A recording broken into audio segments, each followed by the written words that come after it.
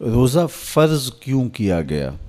सवेर से लेकर शाम तक सब कुछ होने के बावजूद भूख और प्यास में वक्त गुजारना और मुयस्सर होने के बावजूद एक घूंट भी हलक से नीचे न उतरने देना, आखिर इसमें क्या हिकमत थी? तो ये बात अच्छी तरह से हमें समझ लेनी चाहिए कि ये सिर्फ़ खाने पीने को तर्क कर देना ही नहीं है, बल्कि उन मक़ासद जलीला के हुसूल के लिए रोज़ा रखा जाता है जो मोमिन की ज़िंदगी का मकसूद है। और अगर कोई शख्स खाना पीना तो तर्क कर देता है लेकिन उन उमूर से नहीं रुकता जिन उमूर से रोकना इन रोज़ों का मकसूद था, तो उसका रोज़ा नहीं कहलाता। मेरे और आपके आका व मौला हुज़ूर नबी रहमत सल्लल्लाहु अलैहि वसल्लम ने इरशाद फरमाया, मन लम यदा कौल ज़ूर वल अमल बिही फलैसा लिल्लाहि हाजतुन फ़ी अन यदा ताअमहु व शराबहु। जिसने झूठ और उस पर अमल करना ना छोड़ा, झूठे काम तर्क नहीं किए, उसका भूखा और प्यासा रहना अल्लाह को मंजूर नहीं। अल्लाह को कोई ज़रूरत नहीं कि वो भूख और प्यास काटे। रोज़े में तो उन उमूर से भी रोक दिया गया जो उमूर आम ज़िंदगी में जायज़ थे, जो मशरू थे, मुबाह थे, लेकिन रोज़े में उन जायज़ मुबाह उमूर से भी मना कर दिया गया। तय्यब और ताहर खाने, खूबसूरत मशरूब, उनसे रोक दिया गया। आप आब ज़मज़म भी नहीं पी सकते जबकि वो मुतबर्रक पानी है। शहर मदीना में बैठकर शहर मदीना की पकी हुई खजूरें भी आप नहीं ले सकते, इसलिए कि आप रोज़े से हैं।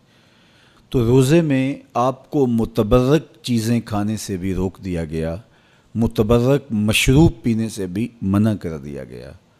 तो मुझे बताइए, जो रब आपको मुतबर्रक, मशरूब और पाकीज़ा खानों से भी एक मखसूस वक्त के लिए रोक रहा है, तो जिन उमूर से आम ज़िंदगी में शरीयत इस्लामिया ने हमें मना किया, हमारे रब ने हमें मना किया, तो अगर रोज़े के दौरान हम वो उमूर बजा लाएं तो फिर रोज़े की मकसदियत हासिल नहीं होगी। तो इसीलिए फ़रमाया, जिसने झूठ और झूठे काम नहीं छोड़े, उसके भूखा और प्यासा रहने की अल्लाह को कोई ज़रूरत नहीं है। तो वो ये चाहता है कि मेरे बंदे उन उमूर से भी जब रुक जाएंगे जिन उमूर से आम ज़िंदगी में नहीं रोका गया, तो वो लाजमी तौर पे उन उमूर से रुकने की कोशिश करेंगे जिन उमूर से उसे मना किया गया है। तो जब ये चीज़ इंसान का फ़हम, इंसान की अक़ल और इंसान की खिरत तय करती है, तो फिर लामहला तौर पे रुकने की आदत उसके अंदर तक़वे की नशअत का ज़रिया बनती है। आपने अमूमी तौर पे देखा होगा कि रमज़ानुल मुबारक का माह नूर जब इख्तिताम को पहुंचता है, हमारे सामने ईद के 2-4 दिन भी ये मशक रहती है, अचानक कोई मशरूब आया और पीने लगे तो रुक गए।